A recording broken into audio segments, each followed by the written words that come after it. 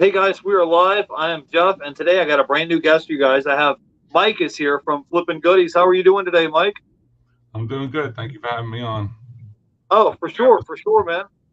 Kind of Real quick, lucky. yeah, real quickly, go ahead and introduce yourself to our audience. Tell everybody who you are, where you're from, and tell them what it is that you do. I'm Mike with Flippin Goodies. I live in what would be considered Central Florida. Uh, Right? I sell on every possible platform available.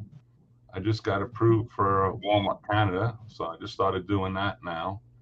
And as time moves on, my business is trying to transform into something that I used to deal in a lot of electronics and stuff like that. So Yeah. I'm trying to get away from that because as I get older, it's tougher. Every time I go out and pack, it's like, a 50-pound stereo or 80-pound reel to reel. That's a lot of packing. Although I do enjoy the larger sales, I've kind of transformed my train of thought to quantity instead of trying to find home runs every single time. Yeah, So, I'm with you on that. I've been trying to do the same thing where it's like, maybe not every item is going to be a $50, $100 item, but I'm just going to sell a large quantity of items instead of, because this is the same thing. If I sold an item for $100 and paid $5 for it versus me paying $5 for, let's say, 10 items and then turn around and sold those 10 items for $10 a piece, it right. still adds up to the same $100. So, hey, are you a full-time reseller or part-time? No, I'm part time. All right, cool. Yeah. So tell everybody in the audience real quick how you got started into this resale business. Um, that's a long story. Um, I was very sick. I got very sick a couple of years ago, and I was in the hospital for over 30 days. And when I got out, I couldn't even walk. So I had to go through a bunch of therapy and stuff like that. I had to take time off from work. And I had sold on eBay in the past. So I figured, I was sitting around the house one day, I looked at a couple of things, I said, I could sell that. And, I sold one, sold another, then sold a few more things. And then, like anybody else, probably when you first start, you refer to YouTube because that's like information central now. And of course, you get caught up with some of the bigger YouTube channels, which a lot of them do a lot of clothing. So, actually, that's where I started at. And I despise clothing right now. The only Yeah, thing, the only thing I'll touch is like real vintage stuff or like men's suits, like high-end men's suits. Um, yeah, but I mean, I can get clothing by the hundreds of pounds every week if I wanted to, but I just have no interest in it. I tried to do it so that, especially like a year ago, I was going to try and source. I have access to estate sales prior to the estate sale, right. so I got prime picking when I walk in, and um, I deal closely with a couple of them where I can actually go in and just take all the clothing at the end before her clean out guy gets there. And I was going to try and pass it off to other people. It's just even that was a lot of work. I came home one day with a truckload full of clothing, and by the time I got to like the third bag, I'm sweating. I'm like, this isn't even worth my time. I'd love to help people out, but if it's going to affect my time, which I don't have a lot of because I do work, it's just something I couldn't do. Although I try and help some people out with certain things, and I don't mention names, but they do get inventory from me, so hopefully that helps them out. But other than that, that's basically how I got started. And I was strictly an eBay seller. Somebody convinced me to move over to Amazon, so I did some Amazon for a while. And as I grew, I fell into Shopify because when I got approved for Walmart, you have to use Shopify to list and fulfill items and stuff like that. So once I found Shopify and what Shopify can do for you, I've been on Shopify now for a year and a half, and I strictly do all my business. Everything I do runs through Shopify. Okay, yeah, that's good. That's one of the things that I wanted to talk to you about is I'm a pretty big. I got, I don't know, 7,500 items on my main eBay store. But you said that you sell on Walmart and Shopify. So wanted to kind of pick your brain because I haven't set up an account on Shopify, but I was told that it's not like eBay or Amazon where they already have a huge platform of buyers already on the platform. With Shopify, you're gonna have to kind of drive your own traffic to your website. So tell us a little bit about tell us like the basic gist of Shopify website of things that we need to know to get started. So that's the biggest misconception about Shopify. Um, Here's what you use Shopify for. Now, yes, I do make sales on my own website, flippingoodies.com. But Shopify is the way I try to explain it to people is think of it as your warehouse. Okay. So you take all your items, you put them in Shopify. Now, there's an app to upload everything from eBay into Shopify. So once it's on Shopify, there's numerous apps. There's Facebook Shop, there's Instagram Shop, there's TikTok, there's um, hold on, I'll tell you. Hold on. I always forget all of them. You got Google Shopping, you got your shop, which is something totally different. You can hit Amazon, eBay, Walmart. There's other ones I don't even use. Like I said, there's like, I don't know, 50, 60 platforms. The only platforms that I can tell you that's not covered is Mercari and Posh. So if you want to use Mercari and Posh, what you can use is another third-party listing. Like I have Flip. I don't use it a lot because the amount of traffic I get through just my Facebook shop doesn't warrant me having to list to Mercari and Posh. You know what I'm saying? It more than compensates for it. They had it to where your shop would link into Marketplace, but they were getting over flooded with inventory, so they put that on pause for now. I'm told it's supposed to start again this month, but it's hard to tell with them. But my shop still overflows into Marketplace, so I do get sales from there also. And the great thing about Facebook is there's no fees. You know, so it's just whatever you sell it for is yours. You just ship it out and you're done. Now I do all that shipping through Shopify. You know, if I have to do any type of return or cancellation, I cancel it right in Shopify. I don't have to go to Facebook and do that work. Yeah, and so what you're saying is when your Shopify account, it's kind of like listed on multiple different platforms. Is that what you're saying? Instead of just your Shopify store, how much does it cost to get started, and what would you recommend people do? Because there's different levels of Shopify stores, right? Yeah, there's no recommendation. I'm going to tell you exactly what you do. $29.99 per month gets you a Shopify store. Okay.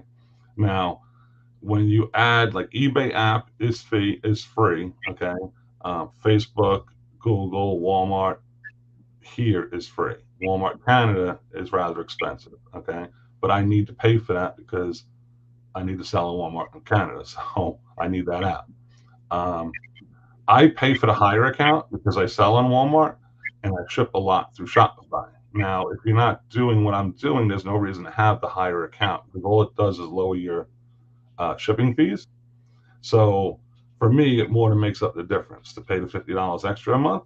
But for most people, it won't, you know, because you can still ship from eBay, you can ship from anywhere. It will update through Shopify. And the great part about Shopify is when you're selling and you sell something, let's say on Facebook, okay, and you have it cross-listed on Google and TikTok and eBay, and let's say it's even on Walmart, right? Once it sells on Facebook, it pulls it off the other sites. You don't do anything. That's all done for you behind the scenes. So you can be out fishing, you can be sleeping, your inventory is automatically tracked. So that's a big upside, especially for me, being that there's items I have a couple of hundred of. So as they deplete down, you know, I need to know. I don't want to have to keep checking especially the stuff that I'm fulfilling. That's real important. I keep track of. Now, Walmart fulfillment, I don't worry about because they're the only one that has that entity to sell. It's not cross-listed strictly on Walmart. So it's vital to have that in place. There are hiccups every once in a while, but the chance of overselling something are very minimal. So, okay, and so where do the majority of your sales come from? Because you're saying that you have a Shopify store, you post it, and then it kind of like is reposted to these other platforms. Where do you get the majority of your sales, and what do you kind of specialize in selling? All right. Well, originally my number one spot was eBay. eBay's fallen to like number four. Okay. Really? Yeah. So Walmart is my definitely by far outweighs every other site by like 10,000%. Um, so Walmart's my number one. Okay. Walmart Canada once, because I've only been on it for a week. I know because the research I've done, that's why I applied for it, that that will become number two very quickly for me. Okay. Facebook Shop is probably in my number two spot right now. And then probably slide eBay into number three for now, and then Amazon, because Amazon, here's the problem with Amazon compared to Walmart. The gating is just getting unbelievable. Every time you turn around, you get something. I need this. I need Child Protective Act. I need more information, even though I got ungated. Like for example, I'm ungated in Funko Pop, right? But then I get hit occasionally for certain things on a Funko Pop. I'm like, well, I'm ungated. What are you bothering me for? And at this point, I just let the item sit there. I look at the warning, and if they take it down, they take it down. I don't care. So Amazon's really fallen off. For me, it's just too much being part time, too much to deal with. I can list anything I want pretty much on Walmart. Anything. They don't say a word to you. Yeah. And so tell me, why did you, if you were mainly selling on eBay, why did you decide to transition from eBay to creating your own Shopify store? And what would be like the pros and cons and benefits versus the negative thing about it? Well, like I said, if you're just selling on eBay, then Shopify doesn't need to go into the picture. It's when you think of expanding and the simplicity of it. Okay, so for example, I just bought like 200 something Funko Pops, right? So to list them is very simple for the most part. 6 pictures, boom, boom, boom, you're done. You upload it, you check your comps, and you list it. Because I don't know Funko Pop that well. You list it on Shopify, and it sits there. So as it's sitting there, okay, when I'm ready to go in, let's say I do 10. I try and do about 10 to 15 of them at a time. And then I'll go into my eBay app that's on Shopify, pull those listings in, and then push them to eBay. Now, eBay and Walmart are the only two, well, Amazon too, are the only, those are the three you need to push to. Everything else automatically lists. You don't do anything. It's automatically on Facebook. It's in Google. It's on TikTok. It's on your shop. It's everywhere. Okay, cool. So that is ease and simplicity at its best, in my opinion. Okay, we're live. Let me say hello to a few people here in the chat. Wanted to say hey to Laura. Laura is here in the chat. Wanted to say hey to Mary is here, and Justin is here. If you guys have questions for our guests, you can go ahead and drop it in the chat. So you said you sell a lot of Funko Pops. Is there any other items that you sell a lot of? I was watching your YouTube channel and that you got a lot of golf clubs and things like that. So what was like your bread and butter items that you sell the most of? Well, golf is definitely my go-to. I know it well. The Funko Pops, like I said, I don't know that well. I just go into a store so I can get thousands every week if I wanted to. So I'm trying to learn that, but I don't want to get too deep into it. You know what I'm saying? It's like anytime I do something, no matter what it is, I always like to, like for example, from my Walmart stuff, right? I don't go and buy 100 right off the bat and say they're going to sell. I'll go and buy 5 and then push them up there and then see if they're going to sell. Okay, I'm not just going to assume that something's going to sell just because I think it's good. So my golf clubs are like, I can look at a golf club and know exactly how much it's going to sell for. Okay, so that's easy for me. Electronics, I have a good feel for, although I'm trying to get out of that side of the business.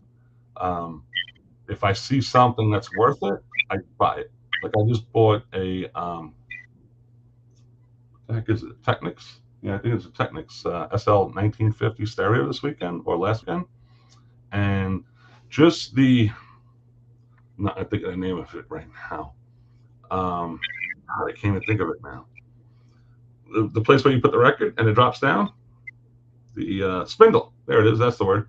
Okay, just the spindle of that record player sells for $150, and it's like 4 inches, and it sold in like 2 hours. So, Marie, I have my QuickBooks running. I wouldn't say fairly easy. Here's the way I look at this whole game. Okay, they're asking a question about I did a video about GoDaddy shutting down. And for me, that's horrible because I had my GoDaddy set up for like 2 years now, and it automatically classified everything for me. It knew exactly whatever my card did, it knew to put it in inventory or a certain expense or whatever. You know what I'm saying? I had it trained so well. Now I've lost GoDaddy and now have to start over with QuickBooks, and now you have to retrain that whole program. So my plan is, I look at it this way: I have 3 months. So over the next 3 months, I will keep training it every time I need it to learn something that way. And then once that 3 months up, I should be good to go. It is recording my sales right now, but there's a lot of work that you need to do. It's not an easy transition. I don't care what GoDaddy wants to say about it. I mean, Right. How has your sales been going into the summer? Everybody talks about having this big summer slowdown. Have you had that experience, or have your sales been pretty consistent?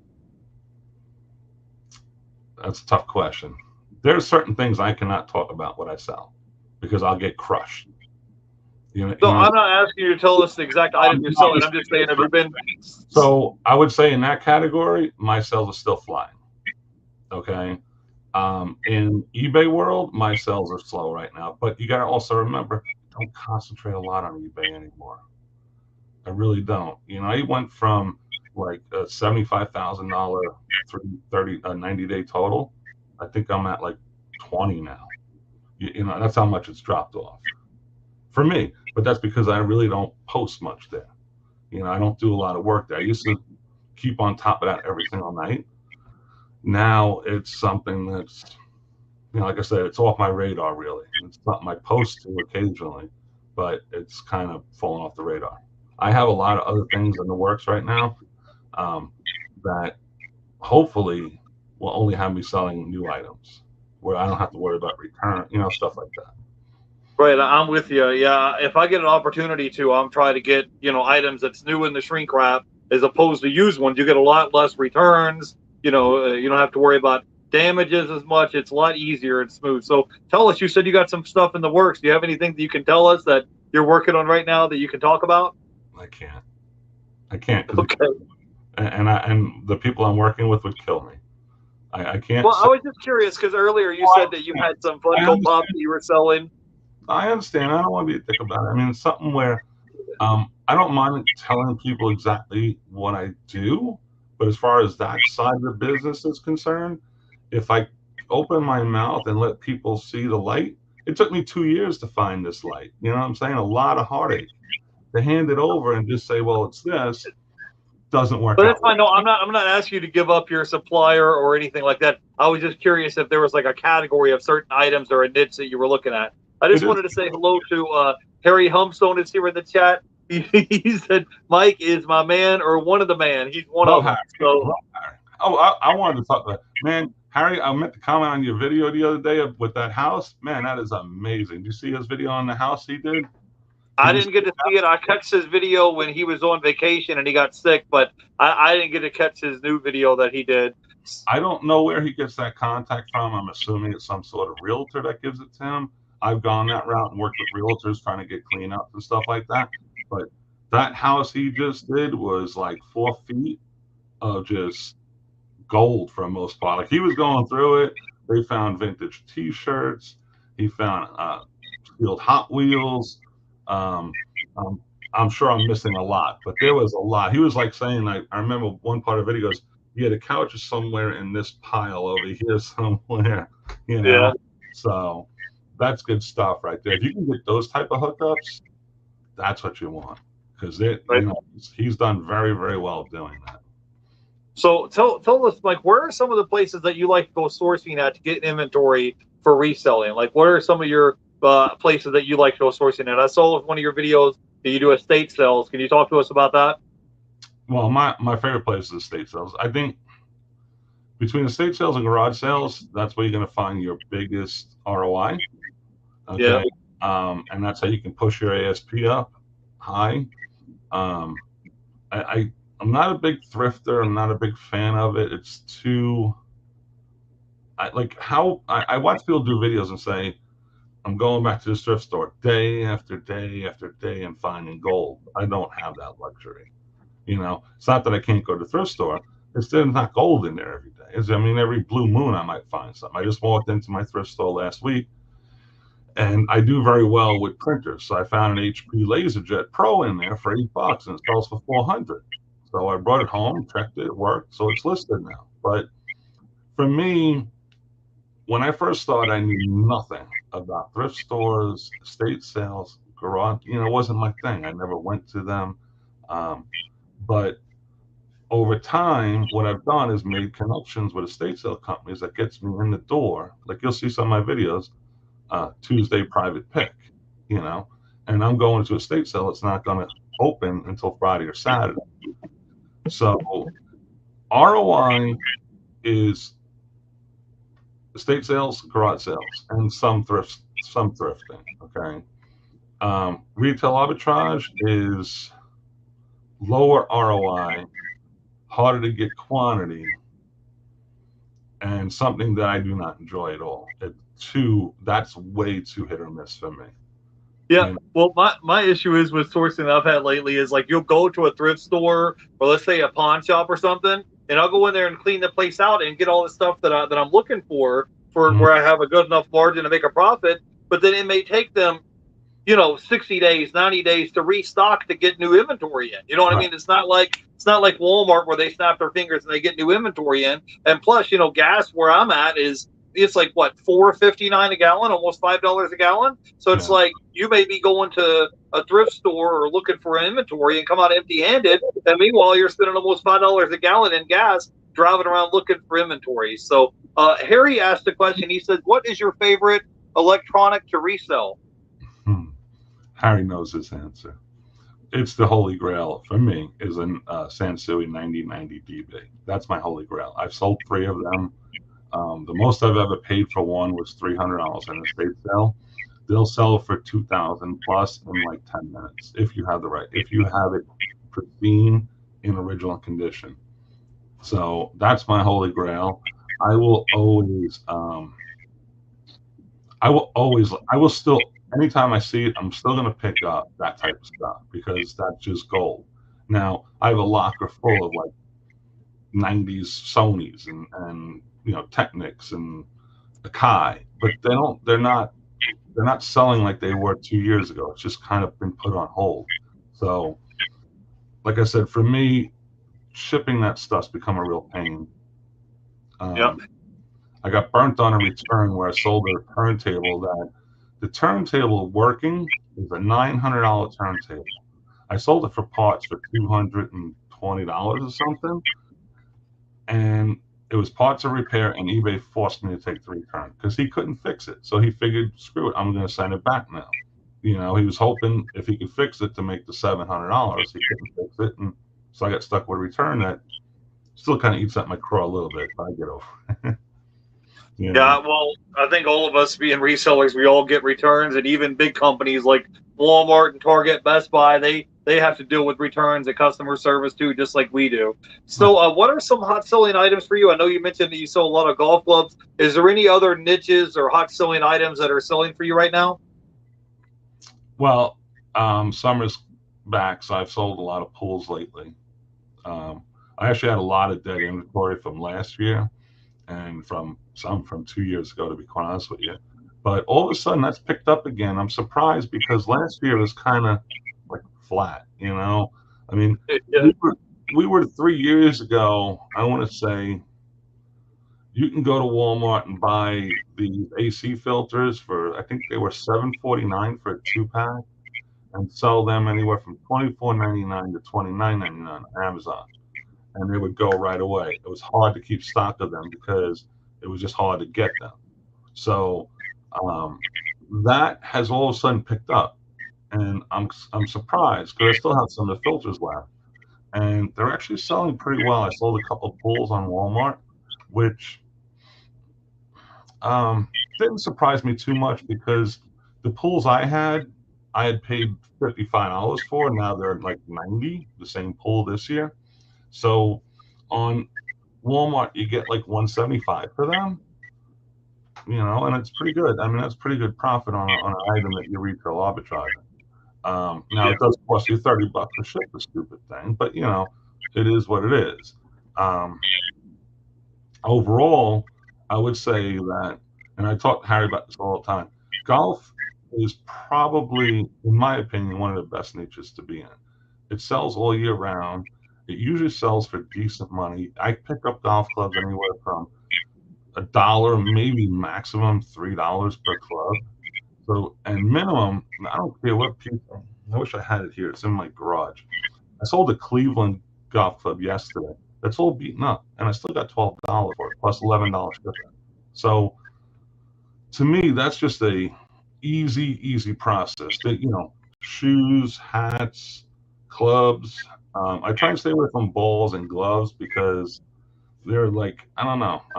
You can't find like really good clubs to sell, and then you also can't find what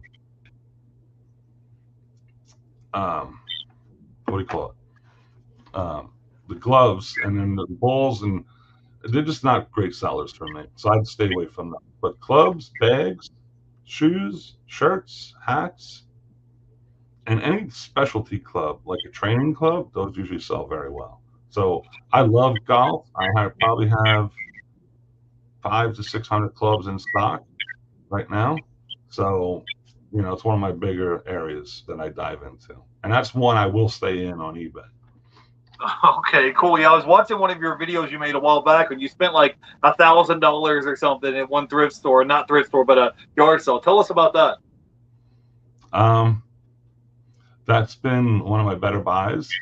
I showed it in my video. I picked up a couple of like wooden stands. They were like 4 feet high. They're for CDs.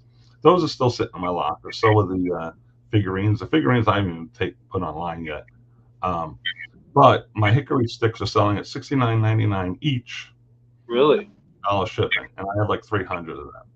I sold a golf bag for $300. I sold another golf bag for like $179, I think it was, and then I sold 4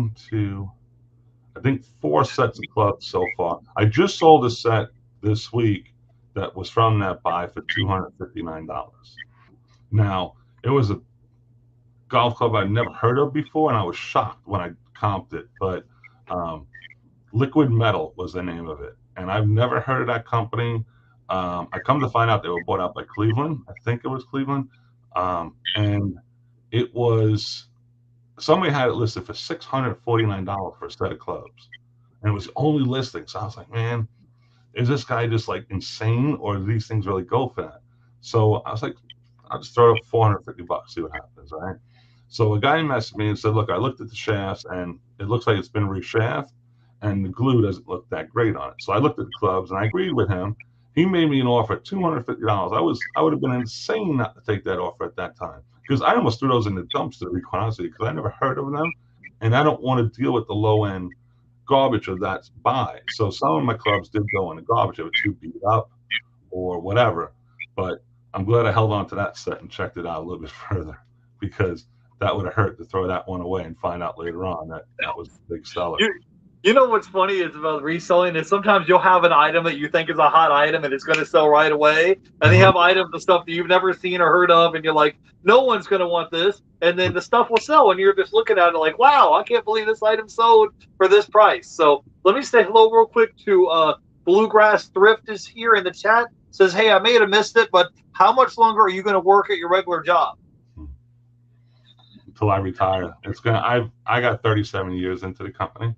And if I left now, it would hurt my pension. So I will stay until retirement. How much longer you got till you're able to retire? I am 53. Oh, well, you look younger than that to me.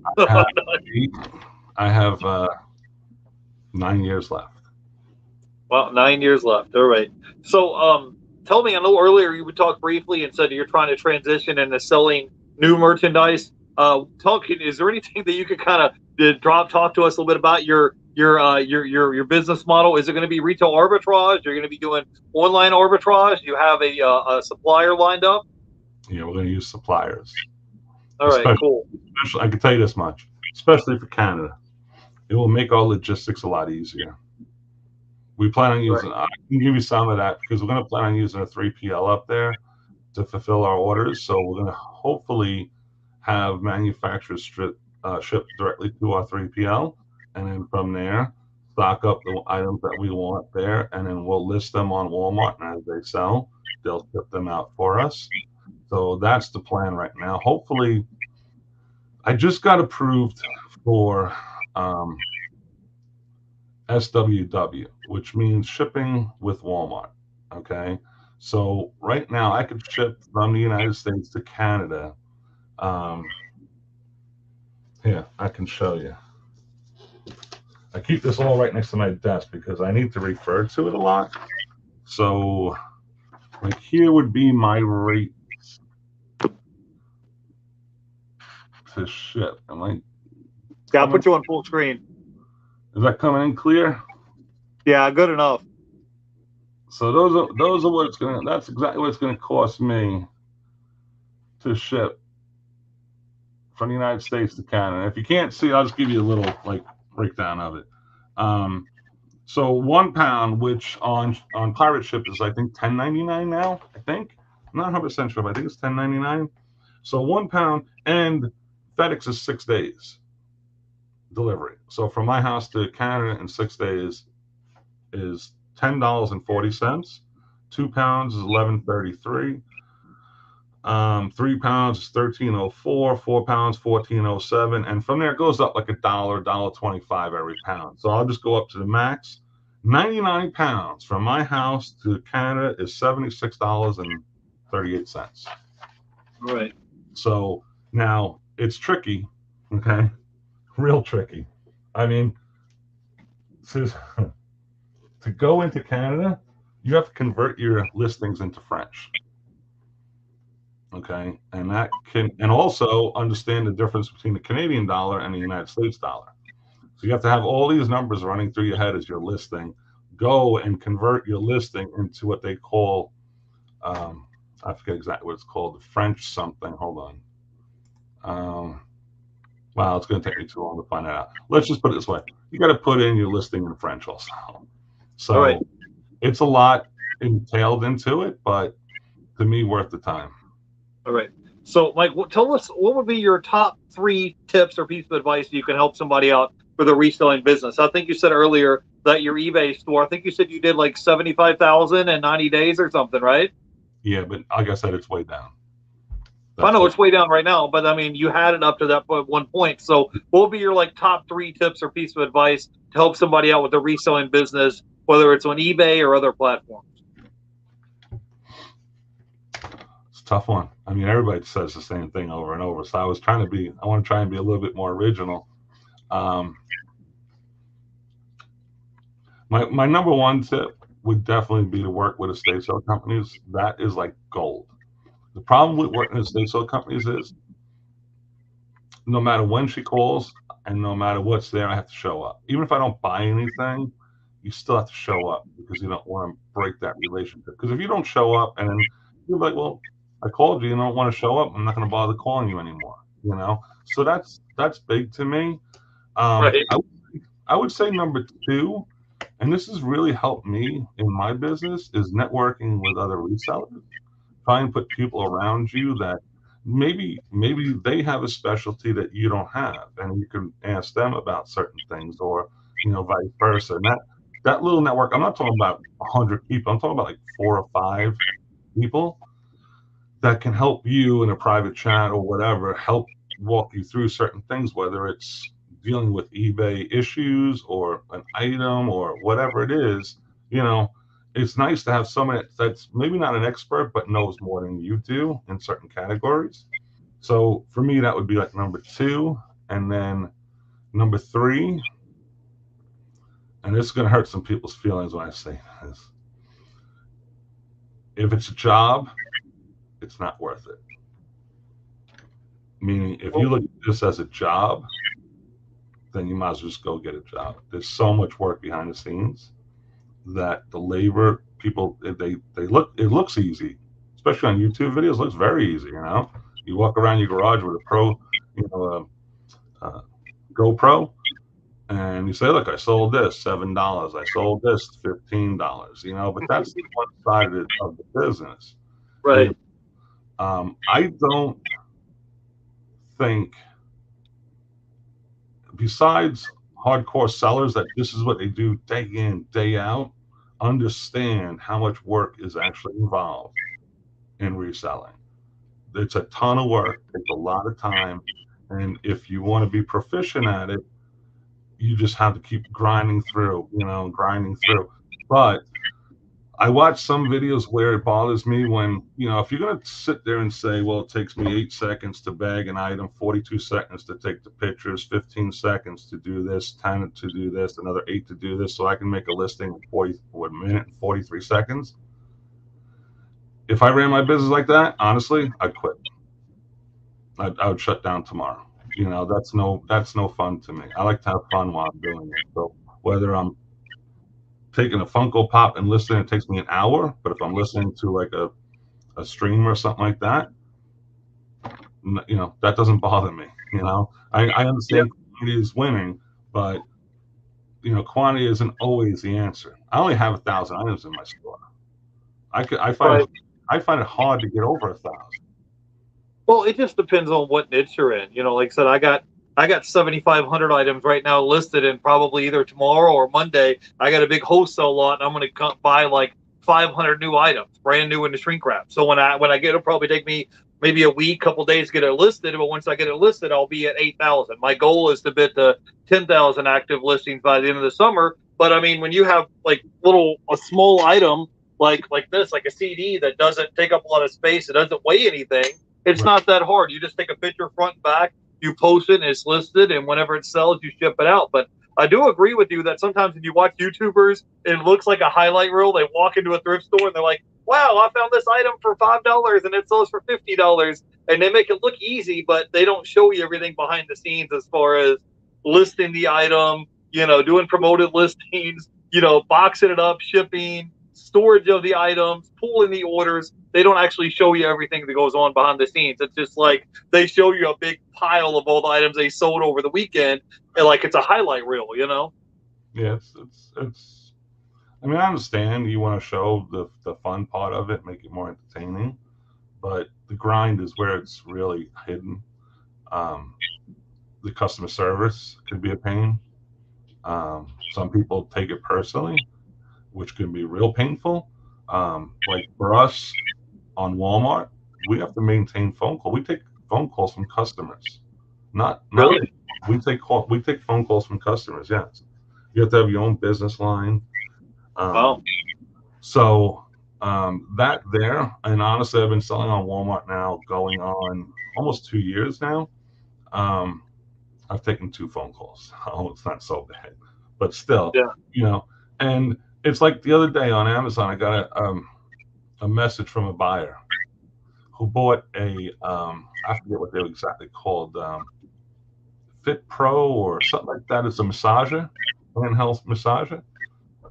You buy them at Walmart. I ran into a whole bunch of clearance a year and a half ago or so, maybe a little bit over a year and a half.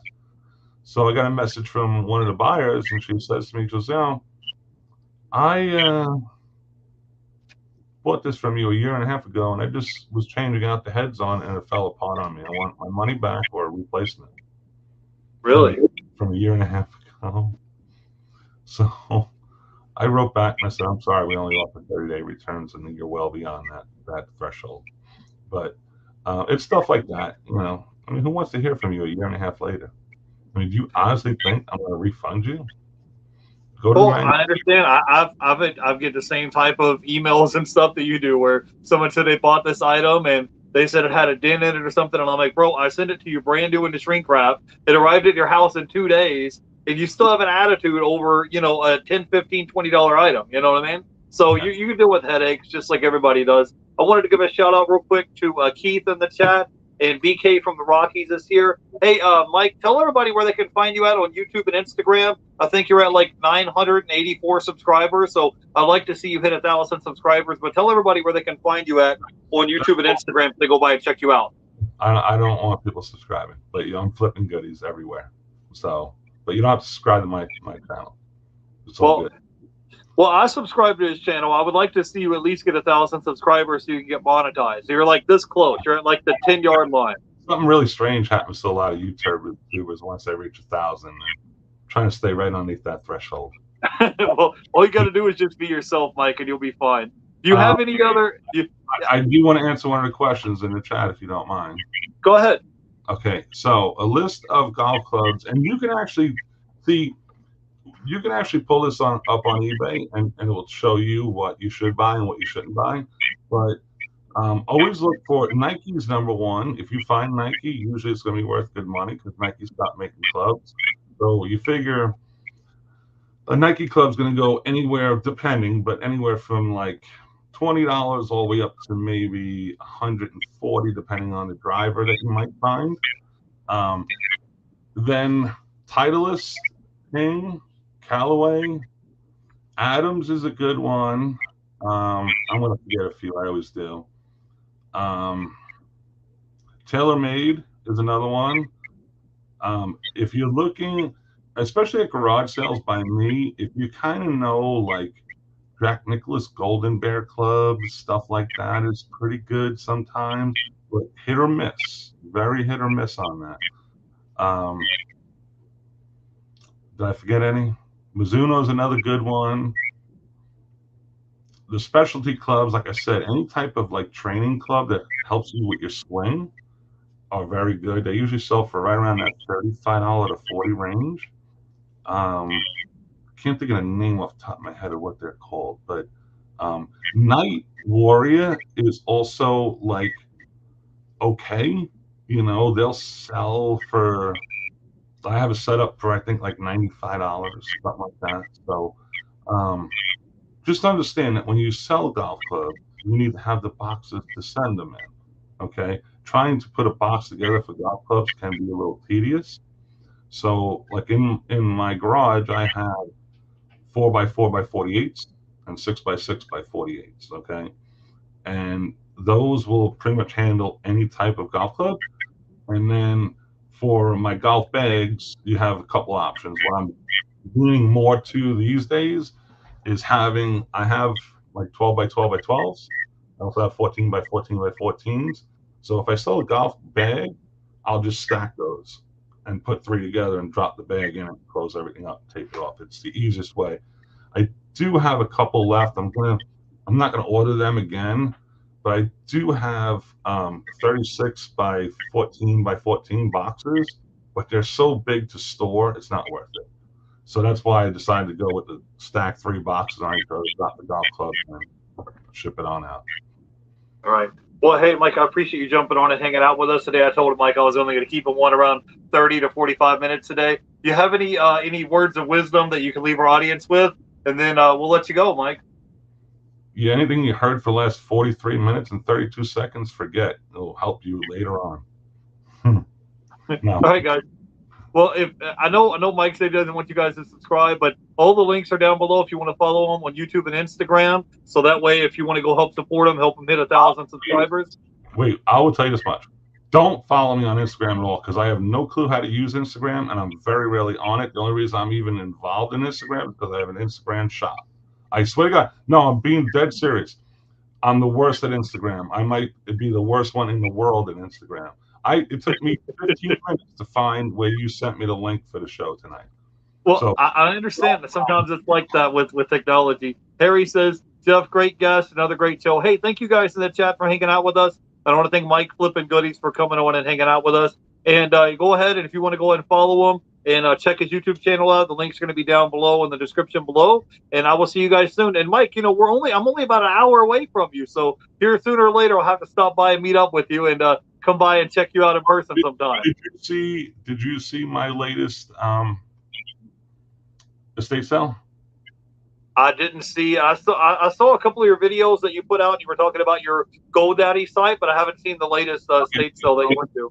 So 4 videos ago, I think it is, I found a African gray parrot at an estate sale. Okay. Now, I am well versed in a lot of weird things, and that's one thing I happen to be versed in. I had an African gray growing up. I actually bought him for $300. Already had a buyer lined up and sold it for $7 in 2 days. Nice. So that stuff, if you can like find people out, that's another thing that's great. If you can find people, like on my website, it says, if I don't have it, message me, I'll find it for you. And I get business that way. So that's another way to improve your sales, is have people say, look, I have a guy right now looking for a reel-to-reel. Once I find a reel-to-reel that works and I know it's what he wants, it's his.